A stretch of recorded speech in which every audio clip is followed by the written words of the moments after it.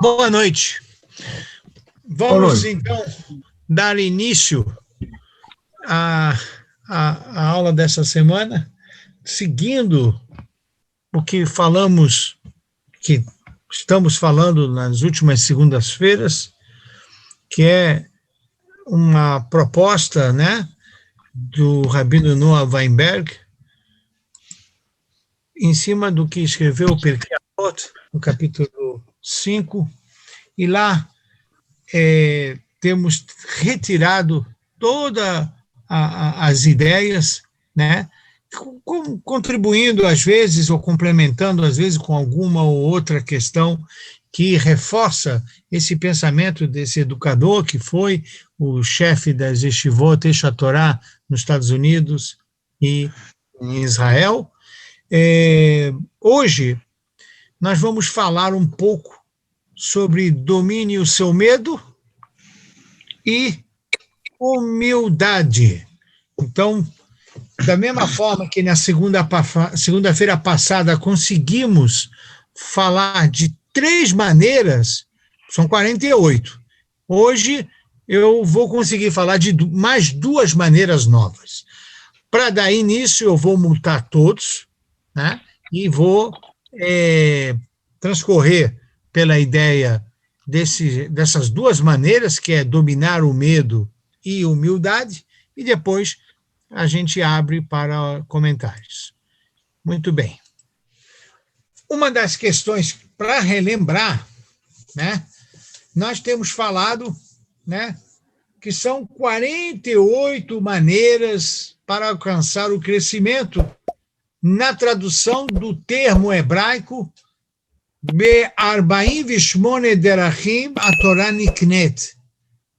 A Torá é comprada por 48 maneiras. E o Rabino Noah Weinberg transformou isso, que o objetivo principal da Torá é desejar o nosso crescimento, a nossa aprimoração. E para isso foi listado pelos nossos sábios do Pirkei Avot 48 maneiras para alcançar o crescimento. Nós estudamos na primeira aula que a primeira maneira é estudar, a segunda é aprender a ouvir, a terceira é a articulação verbal, já matéria e tema que pudemos refletir na segunda-feira passada, a percepção do coração e o temor, a capturação do uau, né, quando ocorre algo que sai daquela rotina, daquele ciclo natural. Hoje, então, nós vamos ir, na verdade, para a 6ª maneira, que é domine o seu medo, e para a 7ª maneira, que é a humildade.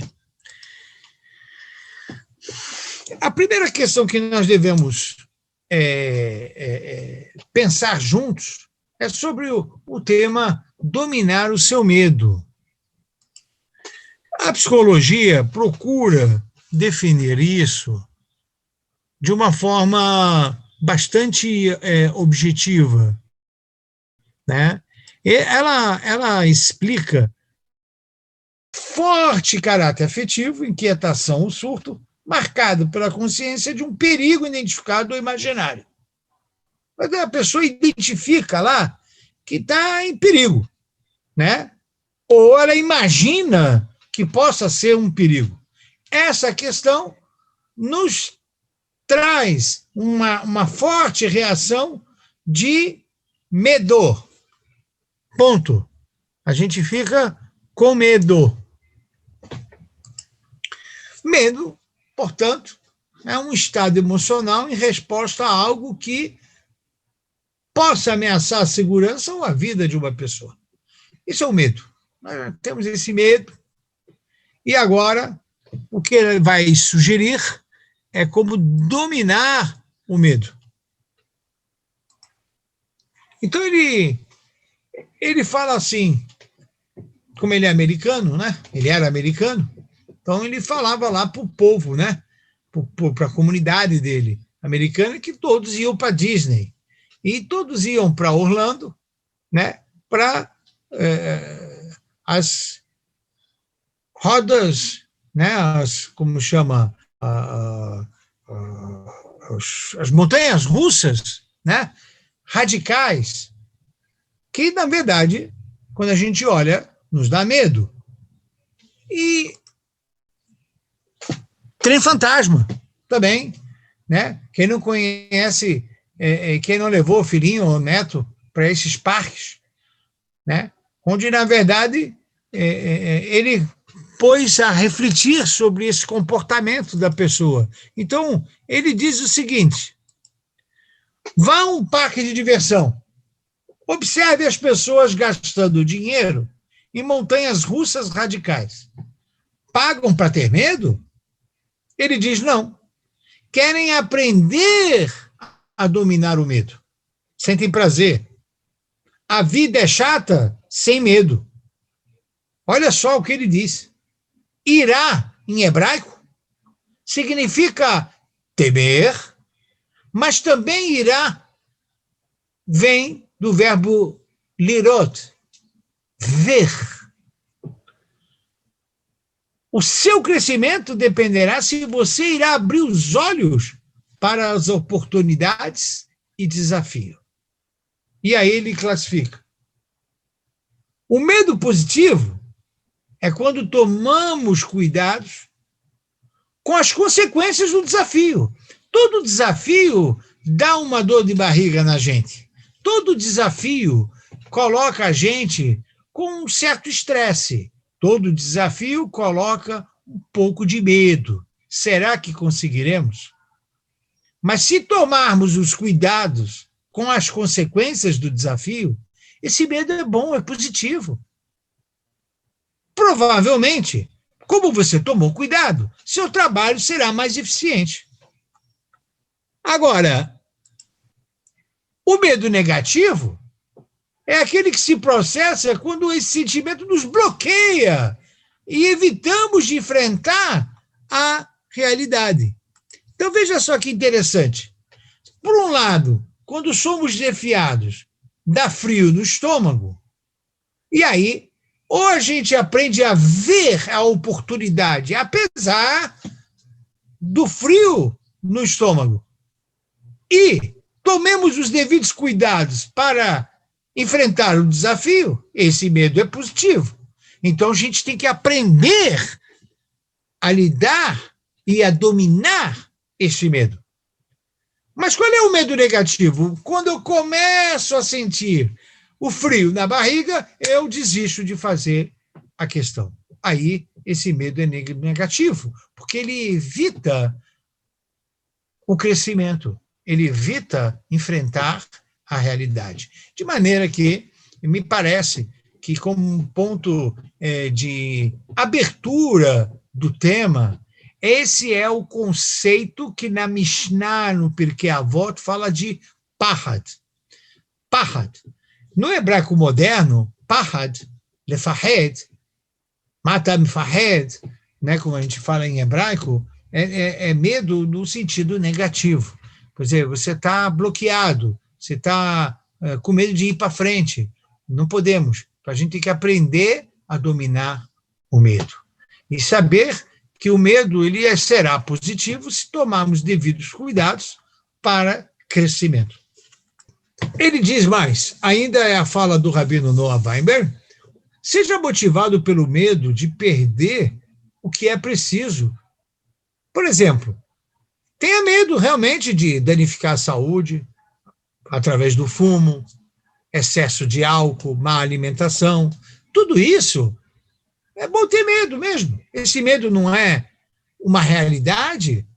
Ou seja, se ele tem esse medo, ele é positivo, porque ele vai gerar uma reação de precaução, de cuidados, de planejamentos com relação ao cuidado da saúde, se afastar do fumo, do excesso do álcool, da má alimentação, etc, etc. Muitas vezes, diz o Rabino, não apreciamos o que temos até perdê-los. Portanto, ele pede, valorizemos os familiares e não perderemos tempo com discussões. A vida é preciosa demais para ser mesquinho ou dar importância a coisas frívolas. Então, olhem, o medo é importante. Embora a priori todo mundo queira dizer, isso não é bom, isso não é... Claro que não é bom o medo. O medo negativo não é bom porque bloqueia a pessoa. Mas se você souber dominar, você tornar esse medo um medo positivo, um medo de planejamento para o desafio e para a realidade, muito bom. Ele vai construir a pessoa e a pessoa crescerá com este desafio.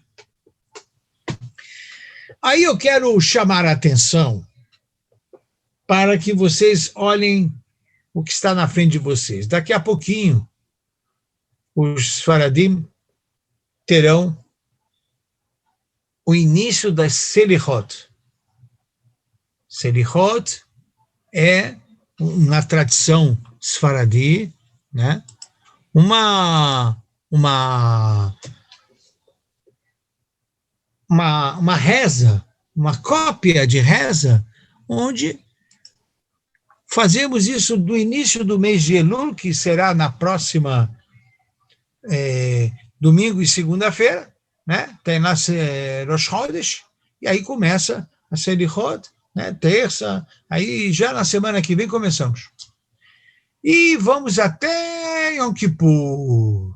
Os Ashkenazim começam uma semaninha antes de Rosh Hashanah, o Sfaradim começa já na semana que vem.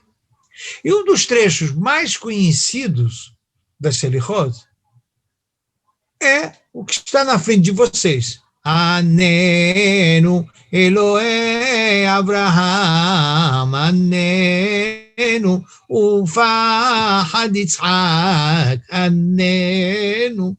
Na tradução, atende-nos, Deus de Abraão, atende-nos, Deus do temido e venerado Yitzhak.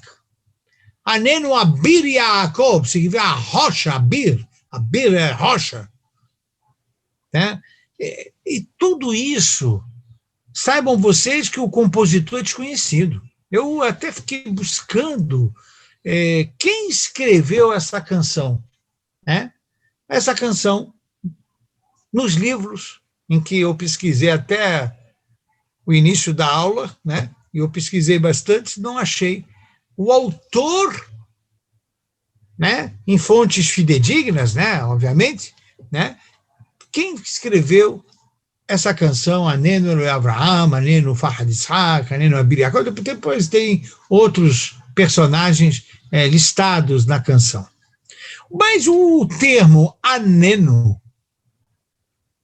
quem trouxe pela primeira vez foi o profeta Elias. O profeta Eliyahu Navi, quem quiser, vai no Reis 1, capítulo 18, versículo 37, Pasuk Lamed Zain. Lá, a história contava que o povo judeu, há muito tempo atrás, estava na dúvida se rezava para Deus ou rezava para os deuses do Baal, lá em Haifa, no Monte Carmel. E aí, Eliyahu Navi subiu e viu que tinha sacerdotes do Baal. Aliás, na sinagoga, quem estudou comigo, estudou este capítulo dentro do Tanar, do profeta Elias, essa história no Monte Carmel. E eis que a proposta era mostrar para o povo que subiu o Monte Carmel, lá na região de Haifa, quem é o Deus verdadeiro, o Deus de Israel ou os deuses do Baal. Foi proposto pelo profeta aos sacerdotes do Baal que construíssem um altar à direita, à esquerda, e que cada um deveria rezar para que o seu Deus baixasse um fogo do céu e consumisse a oferenda do altar. Se o fogo descer nos deuses do Baal, no altar deles, esse é o Deus verdadeiro. Mas se o fogo descer no altar de Eliyahu Navi, o Deus de Israel, é o Deus verdadeiro. A história conta que foi dado a oportunidade para o povo ir lá, tirar a dúvida, é um tira-teima. Né? Quem tem dúvida se deve cumprir a Torá, não deve cumprir a Torá, sobe agora no Monte Carmel, em Haifa, e tira a dúvida. Você pode se livrar do jugo da Torá, se for provado que o fogo vai cair nos deuses do Baal.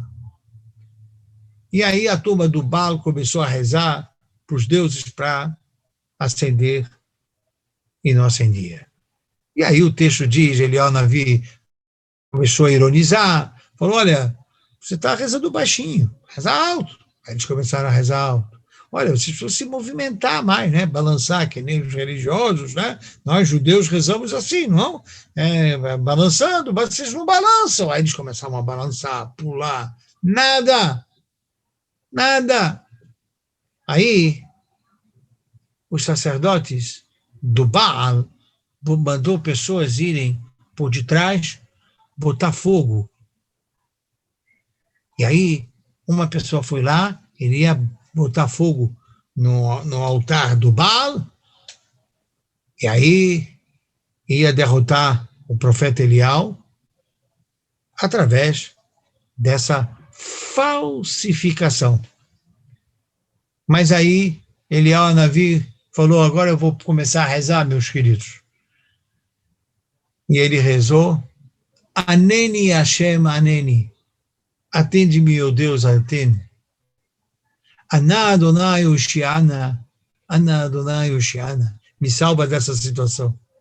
Quando ele acabou de rezar Aneno, aí parece que uma cobra picou aquele sacerdote falso que estava para acender a fogo, e o fogo desceu do céu no altar de Eliyahu Navi, no altar em que todo o Am Israel pôde ver Adonai hu ha-Elohim. Adonai hu ha-Elohim. Adonai hu ha-Elohim. Esse termo nasceu também no episódio de Eliyahu Navi. Isso nós sabemos. Isso podemos dizer que o compositor desconhecido se inspirou nesse momento mágico do profeta Elias. No momento de você estar lidando com pessoas que praticam falsidade ideológica, pessoas que vão lá jogar a fogueira por detrás para dizer que iludir as pessoas.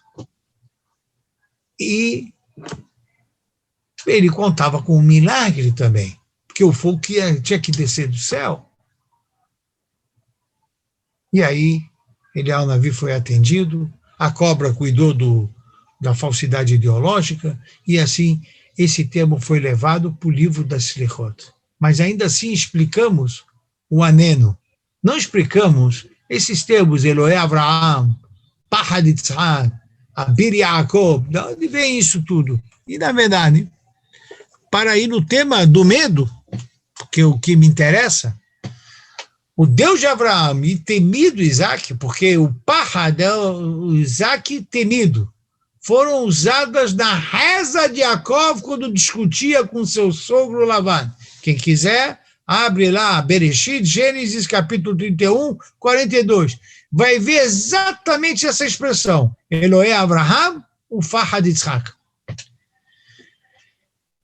Ou seja, o compositor desconhecido pegou outra reza, agora não só do profeta Elias, reza do patriarca Yaakov, que ele reza para o Deus de Abraham e o temido Pachad Yitzhak.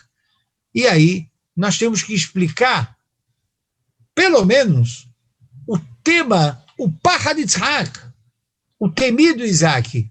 Parece que é o Isaac amedrontado. Qual é o sentido? Aneno ufachad Yitzhak. Qual é a ideia desta reza? E aí, eu trouxe o Rashi. Pachad Yitzhak significa o Deus que Isaac teme. E como eu falei, o temor é aquela capacidade de capturar o uau, que a gente falou na semana passada, algo extraordinário, como ocorreu no passado e ocorre no presente. No passado, quando vieram as 10 pragas, Israel ficou maravilhado. Isso se chama capturar, e aqui significa Pachad Yitzhak é o Deus que Isaac teme. Essa é uma expressão, é uma continuação da semana passada. Já o Rabino Avraham Ibn Ezra, o primeiro que explicou foi Rashi. O segundo, Ibn Ezra, diz que o mérito do pai de Yitzhak temer a Deus protege o filho. Pachad Yitzhak significa que o pai de Isaac era temente a Deus, que o fato do pai temer a Deus, Isaac era protegido. Então, quando a gente reza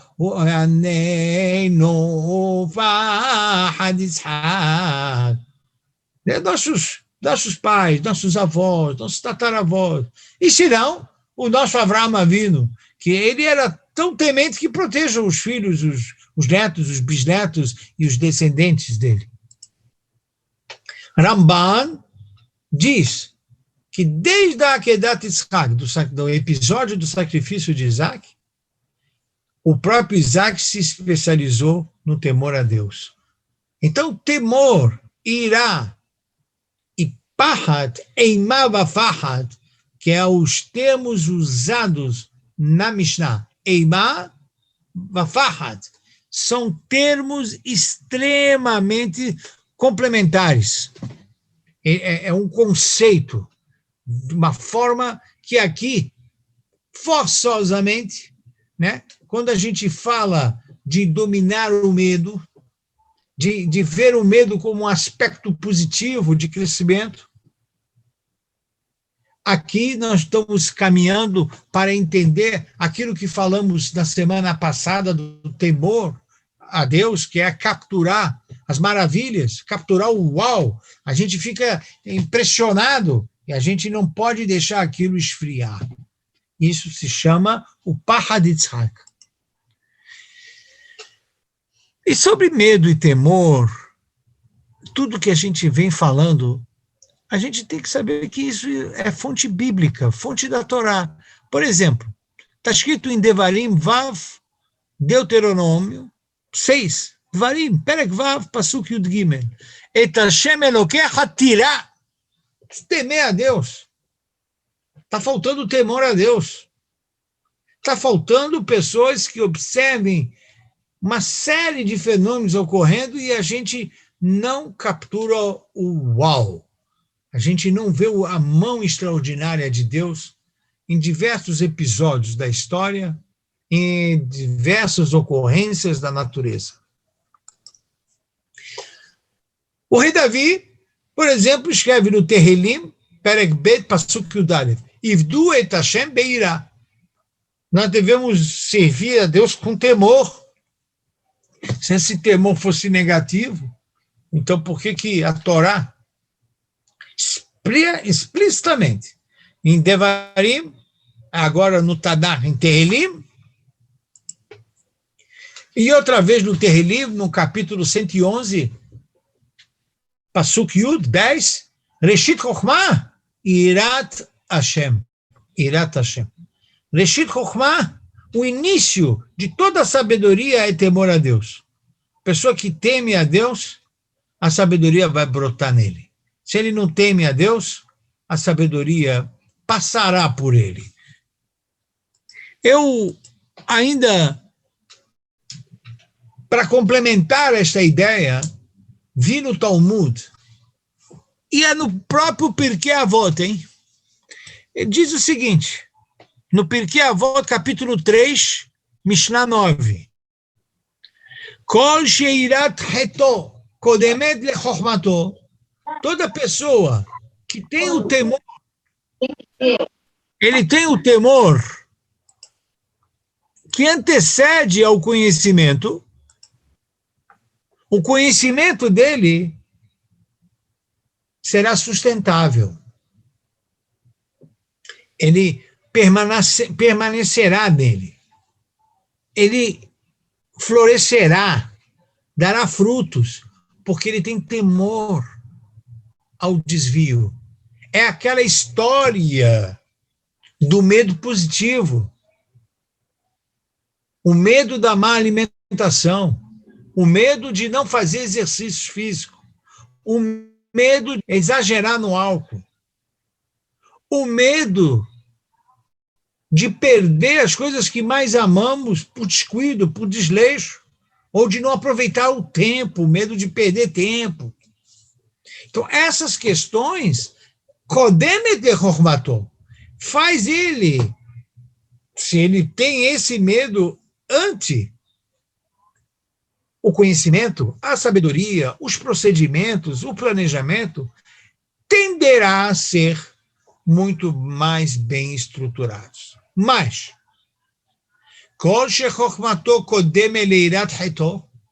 mas se ele é uma pessoa que tem muito conhecimento e não teme,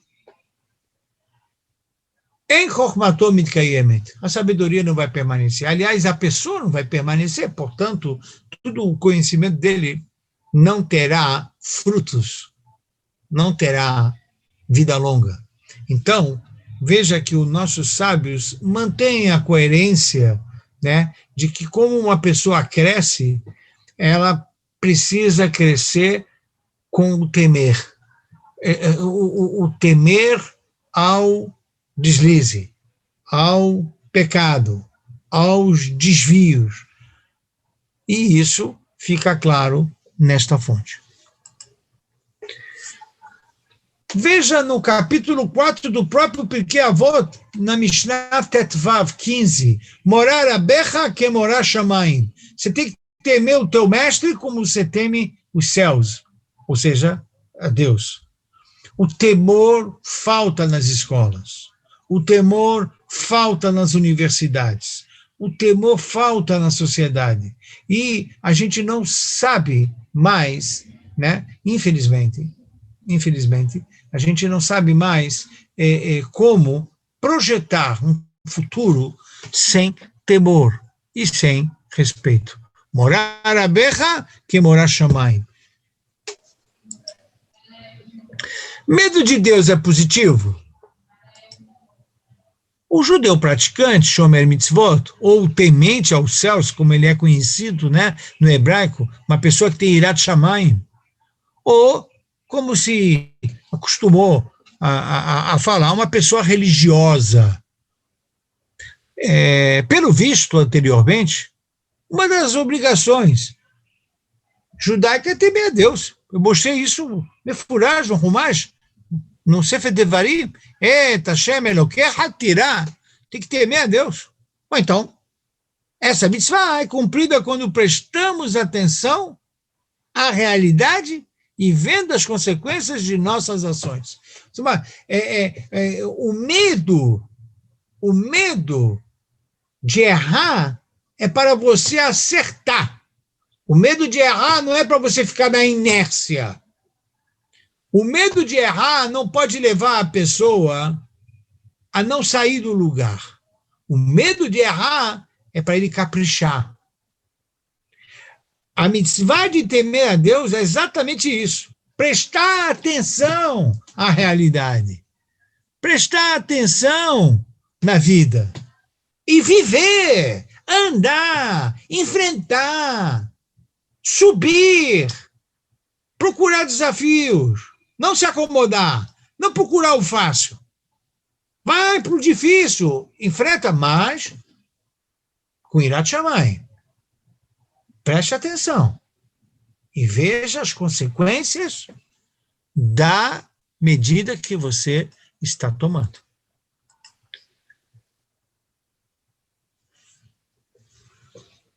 Nós temos, hoje em dia, por conta da segurança, a gente tem câmeras filmando o tempo todo. O tempo todo está filmando a gente.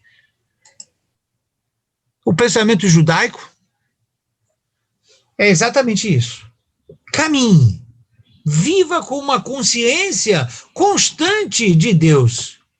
Tudo é gravado em vídeo por Ele, pelo Todo-Poderoso. Estamos maximizando a oportunidade da vida ou estamos desperdiçando-a? Imagine que assim, né, você vai para lugares, sorria, você está sendo filmado. Hazaku Baru, Hazaku Baru. Aliás, eu tenho que sorrir porque vocês devem estar me vendo, né? Então, não é uma aula só de áudio, é de audiovisual. Então, eu tenho que estar sorrindo, né? Mas imaginemos, façamos o exercício mental e espiritual de que existe câmeras de vídeo em todos os lugares por onde andamos nesse mundo para dizer, Deus está me olhando e eu quero saber se eu estou maximizando a oportunidade da vida ou estamos desperdiçando. É isso. Essa responsabilidade. Ou esse medo de perder tempo. Esse medo de o tempo está passando. Então faça. Ande. Caminhe, mas eu tenho medo. Mas que medo de quê? Vamos. Fale o medo de quê? Tire da boca o medo de que você tem para você tomar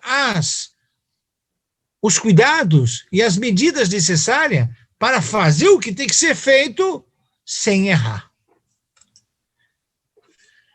Aqui, esse é o pensamento judaico, metaforicamente visualizar Shivit Hashem Negdi também, Deus está em todos os lugares por onde eu ando. Eu tenho que ter essa consciência, o rei Davi fala. Shivit Hashem Negdi Tamid.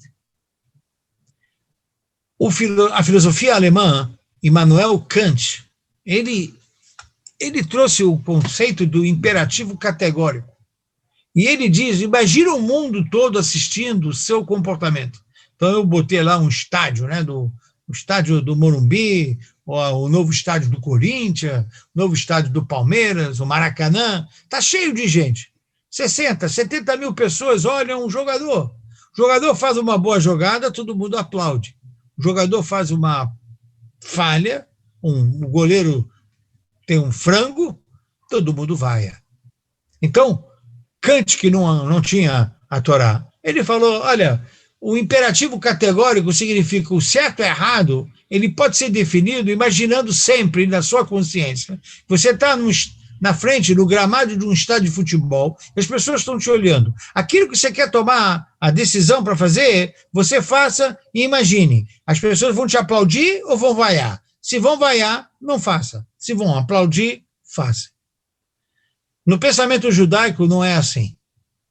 O pensamento judaico, quem tem que aplaudir, na metáfora, é o Todo-Poderoso, com uma câmera que te filma o tempo todo. Não as pessoas, o Todo-Poderoso. Gente, eu estudei Kant. Eu tive a oportunidade de estudar Kant e estudei com profundidade e sei exatamente as diferenças entre o pensamento judaico e o pensamento kantiano. É completamente diferente uma pessoa que tem a consciência constante de Deus o observando, do que uma pessoa que tem conscientemente o tempo todo caprichando no seu comportamento pelo que os outros vão falarem, para que os outros venham e me aplaudem. Se quem avaliza o teu comportamento é a sociedade, você está distante do temor a Deus. Ouçam bem o que eu estou dizendo. É muito diferente. Infelizmente, a gente não percebe. As pessoas são kantianas sem terem estudado Kant. Porque depois que você estuda Kant, você já vai ver que não é bom ser Kant. Pelo menos existem falhas no seu pensamento. Essa é uma. Porque imagina, se o social misturar com o legal, então uma sociedade que faz acordos com questões éticas comprometedoras, aquelas questões éticas não serão mais ilegais, serão legais porque elas estão em conformidade com o social. Por isso que o pensamento judaico, ele é completamente independente, ele é objetivo. Uma pessoa religiosa, e não é que eu esteja aqui fazendo a venda do meu peixe, eu estou aqui ensinando a Torá. A pessoa que segue a Torá não faz política. Ele tem que ficar ali porque ele tem uma câmera. Ele tem uma câmera filmando ele. Ele vai fazer conchavos? Ele vai agradar 1, 2, 3 e a câmera filmando tudo, né? Está filmando tudo. Quem vai sorrir com isso aí que ele está fazendo? Quem vai sorrir com isso? Essa é a diferença do pensamento judaico do pensamento kantiano. E por isso que eu vou direto. Eu não. A Mishnah vai direto na humildade como a 7ª maneira do crescimento. E eu quero começar que a humildade talvez seja uma das virtudes mais espetaculares, e por isso que ela é caracterizada aqui como um degrau do crescimento, porque está escrito na Torá, no Humash, no Sefer Bamidbar, Números 12, versículo 3. Ve'aish Moshe anav meod mikol adam asher pnei adamah. Moshe Rabbeinu era muito humilde, mais humilde de todas as pessoas que existiam na face da terra. E a própria Torá diz sobre Moshe Rabbeinu, Velokam navi od beIsrael que Moshe. Não se levantou ninguém como Moshe Rabbeinu. Ninguém é igual a Moshe Rabbeinu. E o que tinha Moshe Rabbeinu demais? Humildade. Humildade. Esse era o adjetivo que está explícito na Torá. Não está escrito que ele era inteligente, não está escrito que ele era rico, não está escrito que ele era um grande orador. Ao contrário, ele era gago. Era gago. E há de se perguntar como que um líder carismático como Moshe Rabbeinu conseguiu conduzir um povo. E aí a resposta incrível que a Torá dá, que o principal adjetivo dele é a humildade. A humildade da pessoa cativa. Quando você entende bem o que é a humildade, você vai perceber que a humildade cativa.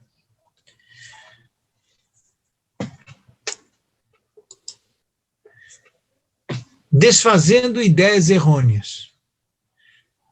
Pessoas pensam que uma pessoa humilde é uma pessoa mansa, curvada, quase imperceptível na sociedade. Aí eu pergunto para vocês, Moshe era assim pelos textos da Torá? Moshe ia lá falar com o Paró. Moshe estava falando com o Bnei Israel. Moshe Rabbeinu fala com a sua família, com Aaron, com os filhos de Aaron. Moshe Rabbeinu está o tempo todo em ativa.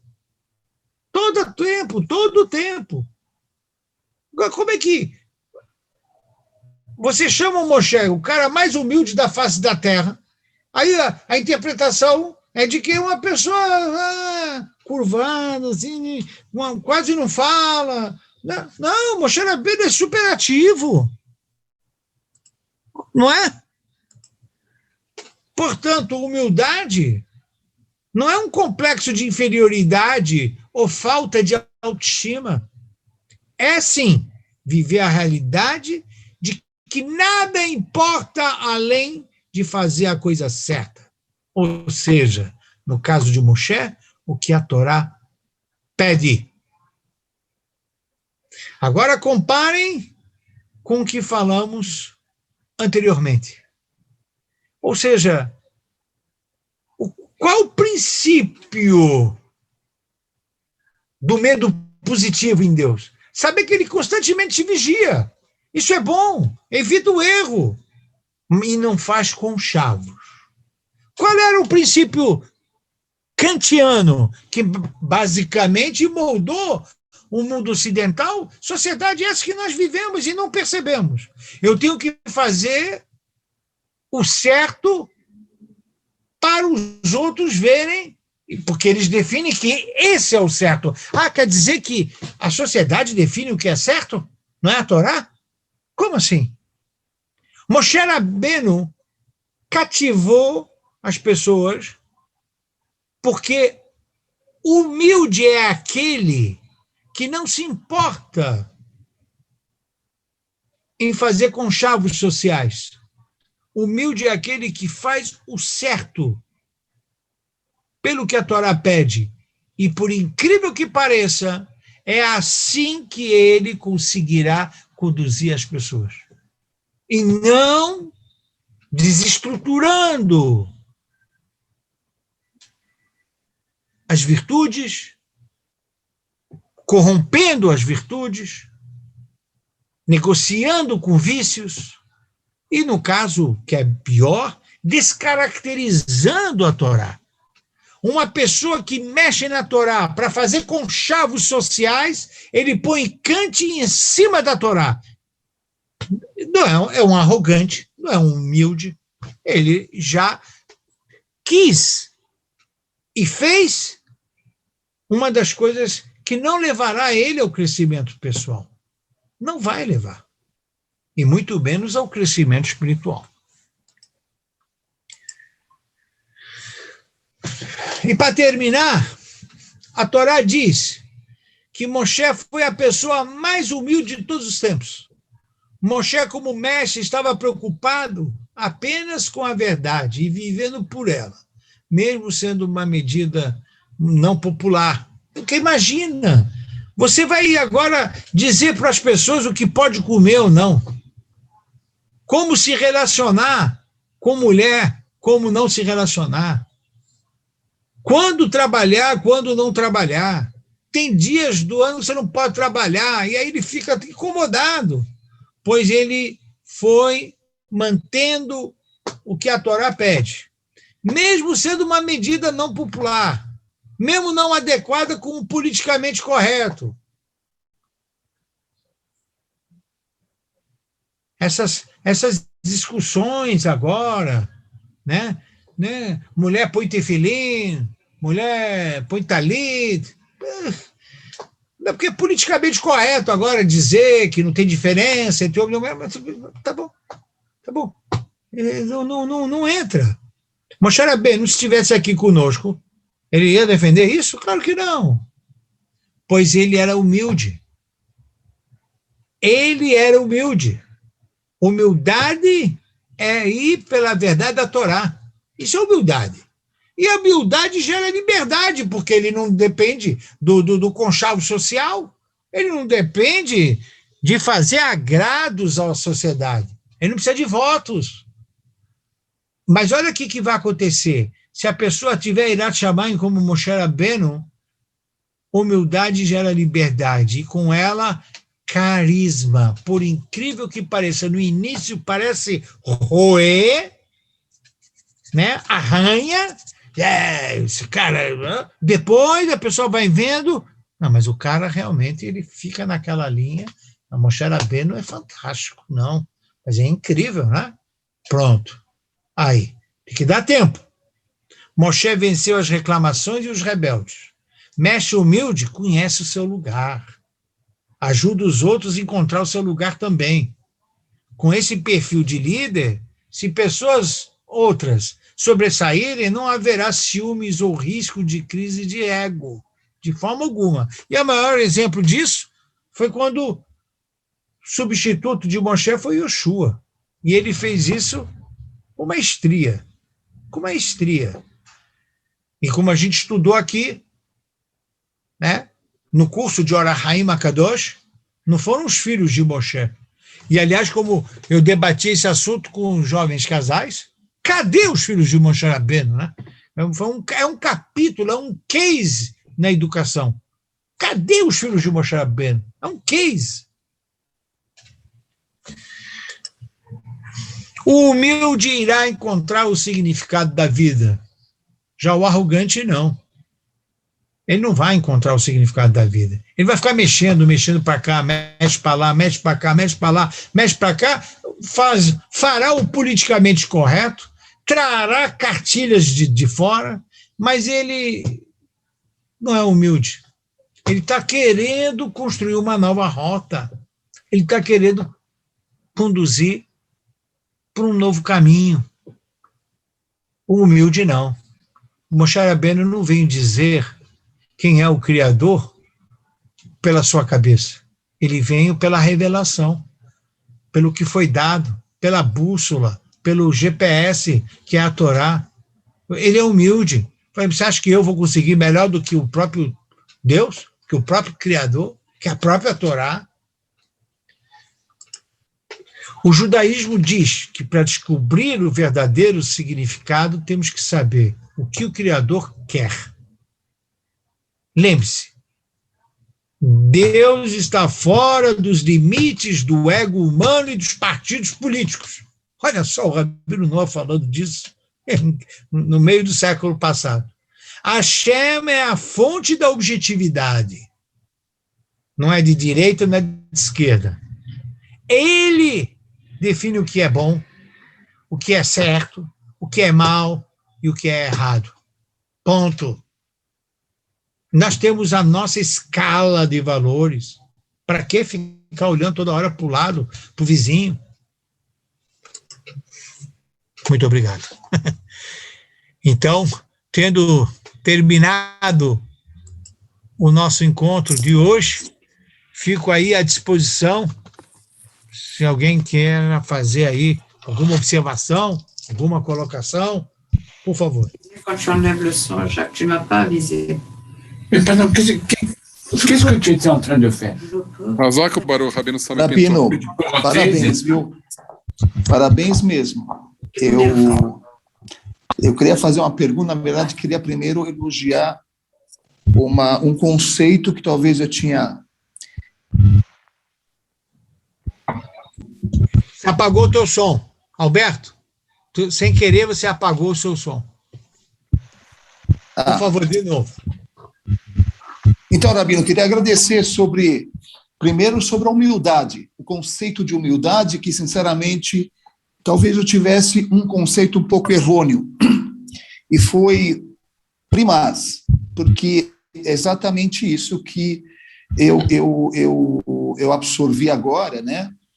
E eu concordo plenamente que a humildade, no começo eu não entendia como pode carismar, como a humildade pode carismar.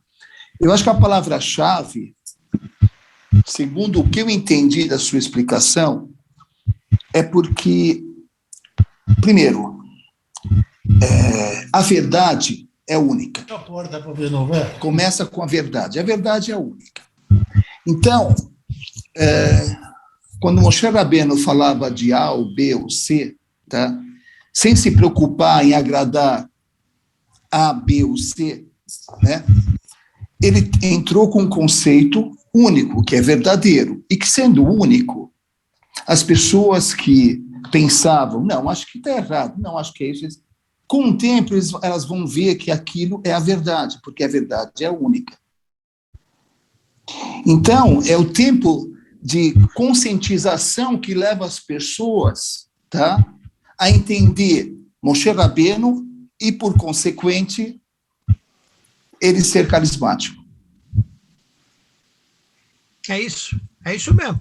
Eu entendi isso daí. Mesmo. É isso mesmo. A humildade porque enquanto a pessoa está ganhando com a sociedade, ele vai atrás do vento, e o vento levou. Mas quando ele não interessa mais para a sociedade, e a sociedade coloca ele de fora, sabe o que ele faz, Alberto? Procura o rabino. Aí ele sabe quem procurar. Aí ele vê, porque ele procura, ou eu tenho assistido, procura o pai dele, procura a mãe, porque aí essas são as pessoas verdadeiras. Aí está a verdade. Aquela turma toda que ficava bajulando, cadê eles? Eu vi pessoas, Alberto, na comunidade, eu vi pessoas que estavam no top, mas gangorra, perderam dinheiro, já não estão mais no top. A sociedade simplesmente virou de costas e mandou ele para... Né? Vai embora. Quem vai levantar ele? Rabino. Deus. Verdade. Quem vai levantar? Verdade. Quem vai levantar? Então, humildade, para que esperar o tombo? Humildade já antevê isso. Não vai... Essas bajulações sociais, para onde vão? São sinceras? São verdadeiras? Quando você tem uma pessoa da verdade, o Moshe Rabbeinu, esse exemplo de líder, é uma pessoa que, escuta, o que ele mais fez foi incomodar a vida das pessoas, no sentido que ele se intromete em tudo. Eu vou comer, o que eu vou fazer, para onde eu vou trabalhar, o cara, aonde ele não se meteu? Ele se meteu em tudo. E como ele conseguiu? Porque ele conseguiu dar às pessoas o conceito, escuta, é o que Deus quer. É o que Deus quer. Ponto. Então, essa humildade, não é que eu quero. Eu não vou fazer negociação com esquerda. Não vou fazer negociação com direita. Eu não quero saber de Bolsonaro, não quero saber de Lula, eu não quero saber nada disso. Esse negócio está me atrapalhando. Está me atrapalhando. Eu quero saber o que Hashem quer de mim. O que Hashem quer de mim? Aliás, na Paraxá da semana, desse Shabat que passou, Ma Hashem Shoel Meimar. O que Deus pede de você? Kim leirá o to, podia até botar esse versículo aí também. Kim leirá o to, que tema ele? Não é para temer a sociedade, não é para fazer conchavos com a sociedade, é para fazer com Deus. Se você fizer com Deus, por suposto, a sociedade vai te apreciar. Essa é a questão da humildade. Agora, infelizmente, os sabidões, né, de todos os gostos, né, de todas as bandeiras e partidos, sabem tudo, né, são parece deuses supremos do Alá, né, e ficam criando, né, e o pior, dentro da nossa comunidade, também lideranças querendo inventar trajetórias, né? Mulher botar tefilim, coisas desse tipo. Quer dizer, nós estamos vivendo aí, assistindo, coisas que Deus não quer. Deus não quer isso. Ponto. Não quer. Mas a arrogância das pessoas, e aí falta humildade. Não, porque veja bem. Então, de fato, nós estamos hoje muito com os conceitos muito deturpados. Então, a questão da humildade que você levanta é muito correta. É isso mesmo, você entendeu muito bem. Muito bem. Educar para Obrigado. Educar para um Rabino. Por favor. Eu complementaria, quer dizer, a palavra, quer dizer, o humilde é reconhecido pela sociedade, pela comunidade, na medida que ele também tem conhecimento. Quer dizer, o humilde com conhecimento é o que faz a grande diferença, é o grande reconhecimento. O que infelizmente acontece é que as pessoas, na medida que elas pensam que têm conhecimento, elas perdem a humildade. Aquilo que Moisés nos ensinou, quer dizer, ele tinha conhecimento, ele tinha apoio, ele tinha a ação, tinha a presença de Deus para ajudar, e ao mesmo tempo ele também tinha a humildade para saber se relacionar e também questionava as coisas. Moisés não foi alguém que aceitou todas as ordens ou todos os mandamentos de forma sem questionar, ele sempre colocava perguntas. Então ele tinha essa característica. E na nossa sociedade, infelizmente, em geral, e na comunidade judaica não é exceção, o que acontece muitas vezes é que as pessoas que pensam que têm conhecimento acabam perdendo a humildade. E é uma pena, porque o verdadeiro humilde é aquele que sabe respeitar os outros para poder manter uma convivência harmoniosa e saudável. E outra questão sobre temor a Deus, a palavra temor realmente, no primeiro instante, ela leva a medo, né? Mas, na realidade, eu entendo que temor a Deus é respeito a Deus, é receio a Deus pelo conhecimento que Deus tem em relação a si. Então, é um respeito muito mais do que um medo, muito mais do que um temor seria isso, um respeito, uma forma de recear, porque Deus entende muito mais, está muito mais preparado para poder colocá-lo no bom caminho. O temor da reverência correto, as colocações corretas, mas eu acho que a contribuição que o Rabino Weinberg traz, o medo também é positivo. Né? Quando ele ensaia no início sobre a montanha-russa e as brincadeiras que tem, né, na Disney, né? Na verdade, o que ele quer mostrar é que o medo, ele pode ser positivo ou negativo. Depende de como a pessoa lida com os desafios que se apresentam na sua frente. Não é verdade, né, que um menino que vai fazer bar mitzvah não tem medo de errar.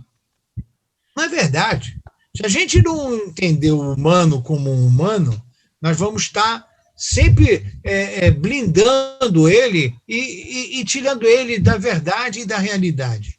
Nós temos medo, receios de coisas novas, de desafios. Colocar o menino na frente do público para fazer a reza do bar mitzvah, ele treme. Colocar uma pessoa para falar em público, treme. Para fazer uma entrevista, para ganhar um posto, ele treme. Para representar a comunidade num determinado evento internacional, etc., ele vai ter um frio no estômago. Não é verdade. Então, o medo não é o bicho-papão. Agora, como dominar esse medo, que é a inteligência? Então, peraí um minuto. Bom, eu tenho medo mesmo de errar. Reconheça que errar não fica legal. Então, já que eu estou com esse medo, o que eu posso fazer para tentar errar menos e acertar mais? É assim que é a proposta, né, de, além de tudo que foi dito e correto, né, conhecimento e temor é reverência, etc., mas o próprio medo de errar, ele é muito bom, porque as pessoas já não têm mais medo de errar nada. Quer dizer, ou seja, no Rio de Janeiro isso já está virando uma avacalhação, né? Não pode, tem que ter um pouco de medo. Friozinho, tem um pouco de friozinho. Não tem mais protocolo para nada, não tem postura. As pessoas perderam o medo mesmo, né, de ficar na frente de qualquer maneira. Então, acho que o medo poderá ser positivo, desde que provoque na pessoa o preparo, o planejamento, o conhecimento, é isso, né, para intercalar com o que foi dito, né? É o medo como desafio, né? O medo como desafio. O medo como desafio, aí sim. Isso. Aí sim. Isso. O medo como desafio. Porque teremos medo. Mas agora, se ele não ir para frente e ficar bloqueado, aí o medo é negativo. Mas se ele for para frente, aí ele vai bater palma, porque aquilo foi bom, porque ele tomou mais cuidado para não errar. Muito bom. Não dá para entregar monografia de qualquer forma. Tem que ter um pouquinho de medo mesmo, de não entregar uma coisa errada. As pessoas, sabe, perderam o medo. Não pode, tem que ter um pouquinho de medo. E saber lidar com medo, né? Sim, Elvio. Desculpa. Por favor, Fábio. Obrigado, Rabino. Interessante que a coragem está recheada de medo. Quando muitas vezes a gente, né, se move para fazer alguma coisa, não quer dizer que você não tem medo, mas que você domina, aquilo que o senhor falou. E nisso a gente vê umas gotículas ali de bitarrone, de uma certa confiança de que pode dar certo. Eu acho que isso é o que o senhor trouxe de muito positivo, desse medo que é natural ao ser humano, mas que você pode ou paralisar, ou você pode demonstrar coragem, mesmo com medo, seguir adiante. Quem não fica com um friozinho no estômago quando bate uma turbulência diferenciada no meio do voo? Muito. Não vão me falar. Não é pouco, é muito. Não vão me falar que é normal. Que normal? Né? Então, a gente deixamos de ser humano, viramos Superman. Como é que eu lido com esse medo? Tomando uísque. Moça, manda um uísque. Deixa eu dormir, né? Deixa eu dormir. Exatamente. Mas eu vi que o Elvio está com a mão levantada. Elvio vai falar? Vai perguntar? Vai fazer um comentário? Ô, Rabino, boa noite. Olá, como vai? Boa noite, prazer ouvir. Muito obrigado. Acontece o seguinte, entre você ter feito a colocação de temor a Deus, etc. e tal, deu para entender, a gente estuda a Torá, sabe da importância disso tudo, mas a gente vê, evidentemente, sem querer se espelhar nas coisas ruins, os grandes líderes mundiais, Trump, Biden, Israel e todos os outros países, o cara, para chegar lá em cima na política, o que ele tem menos é humildade, ele tem arrogância e, se puder pisar no erro do outro, aí é um degrau para ele subir mais para cima. Aí onde vai a humildade? Onde vai a arrogância, a humildade voa pela janela? Entendeu? Humildade é uma coisa que é amiga da sabedoria.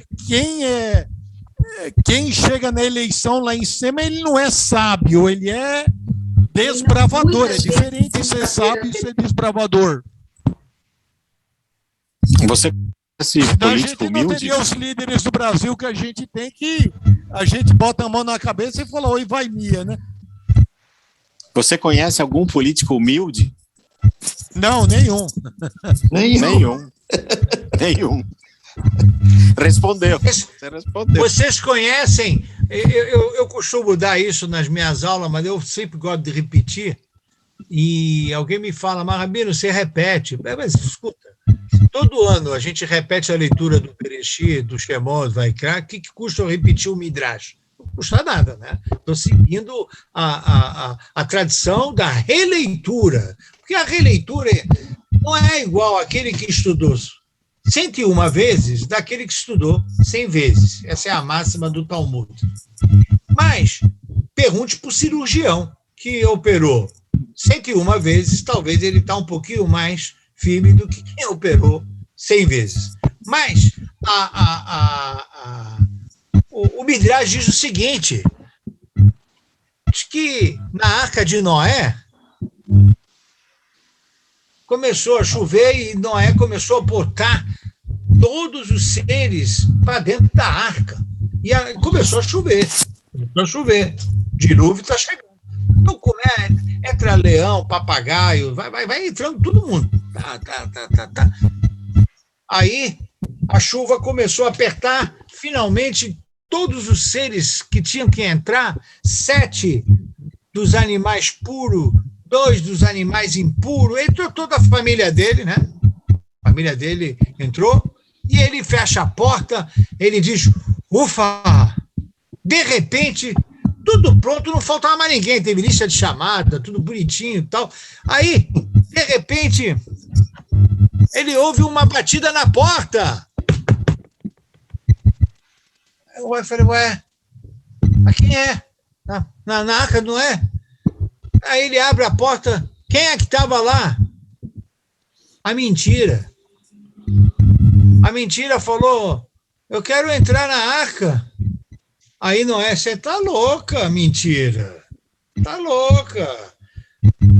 A gente vai poder reconstruir o mundo sem mentira. Aqui você não entra. Aí a mentira começou a chorar. Isso não é justo. Não é justo. Tenha compaixão, piedade. Aí Noé falou, se você encontrar um par, você volta aqui. Porque aqui dentro só entraram pares. Aí a mentira foi à busca de quem queria casar com ela. Encontrou o noivo. E a chuva aumentando. Quem era? O azar. O azar se prontificou a casar com a mentira.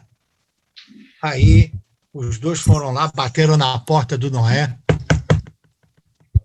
Aí o Noé abre a porta. Pois não. Casamos, fala pra gente em Basal Tov. Quem é? Mentira com azar. Noé, constrangido, falou, bom, não tem jeito. Não tem jeito. Deixou a mentira entrar na arca com o azar. Durante os 40 dias lá da arca, eles tiveram relações, mentira com azar. E de lá nasceu um filho. Quem nasceu? A política. A política nasceu, a mãe é a mentira, o pai é o azar. Todo político terá falta de sorte, o azar vai bater na porta dele, porque ele é um produto da mentira. Acabou. Eu, com o político, com todo o devido respeito, o meu exemplo, Elvio, é Moshe Rabbeinu. Trump, Biden. Mas só mudou democrata para republicano e tal. Para mim não é. Moshe Rabbeinu. Esse casamento teve um filho, viu, Rabino? Já, que é a arrogância do filho mais novo de Noé quando viu Noé alcoolizado e nu. Aí também tem uma boa é o filho dos dois aí, que é a arrogância do mais novo. Foi praguejado pelo Noé. Muito bom. Muito bem. Que bom que a gente está aí. Agradeço aí os comentários, os acréscimos, a atenção de vocês, né, nessa segunda-feira, e vamos partir para que tenhamos uma excelente semana. Estamos indo aí para o mês de Elul, né? Próxima semana, a próxima aula já é Rosh Chodesh. Provavelmente a gente vai... Já começamos a intercalar com algumas coisas ligadas ao mês de Elul, né? Mas, se Deus quiser, vamos seguir o Rav Noah Weinberg, o Pirkei Avot. Tem coisas muito bonitas que estão por vir ainda. Se Deus quiser, tenhamos uma excelente semana e boas notícias sempre, muita saúde e alegria em vocês todos, tá bom? Baru. Obrigado. Shavuot para todos. Obrigado, Rabino. Amém. Obrigada, Rabino.